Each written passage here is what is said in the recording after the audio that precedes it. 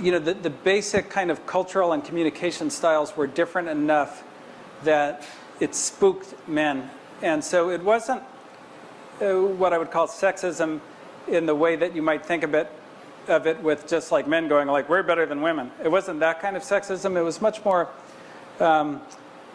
men being uncomfortable with women to the point where they isolated them. So, and the best example I can give is, so one of the things that you really like in management in a company is the ability to confront people and talk about what's wrong and get stuff out on the table, because that makes things flow. And in life, women tend to be better at that than men. It's much more what happens in kind of female culture than in male culture, or maybe female like anthropology, in the sense that like men and there's like men can like know each other for 30 years and talk all day long and never say anything, right? Like there's no, and like women have a conversation and they go through all kind of like what's going through, like, and like nasty stuff that's happening in their lives, and like divorce and all these kinds of things, and like it's really intense.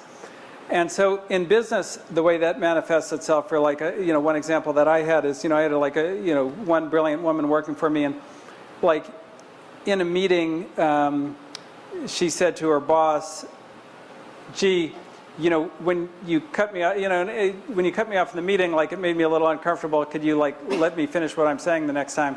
And that's all she meant by it, right? Like that was just like a normal. And women in like if it was a company or a group run by a woman, like it would have been a nothing comment. It would have been like, oh, gotcha, won't do it again.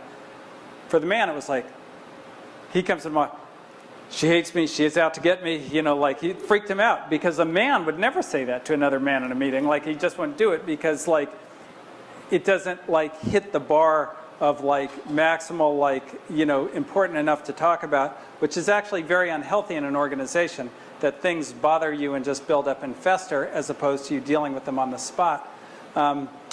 So it just makes it complicated if it's mostly male organization for a woman to operate. And that's bad, because the cultures are actually much better if you have a lot of women, and it swings more to the more confrontational, more out in the open culture.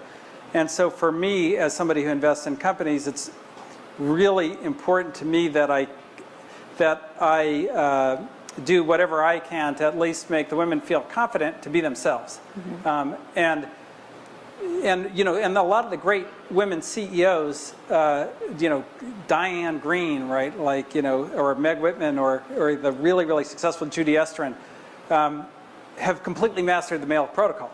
Like they've got it down. Like you couldn't tell, you close your eyes, you don't know if you're talking to a man or a woman if you just like read the transcript, right? Like it is like they've got it nailed, mm-hmm. Which they had to do to run those organizations. But like, I don't think that's necessarily optimal, because you lose the honesty, you lose the confrontation, you lose the out in the open, you lose the transparency when you make it go the other way. I'd rather the men learn the protocol, and so that's why I come at it that way. But it's kind of a little push, I would say.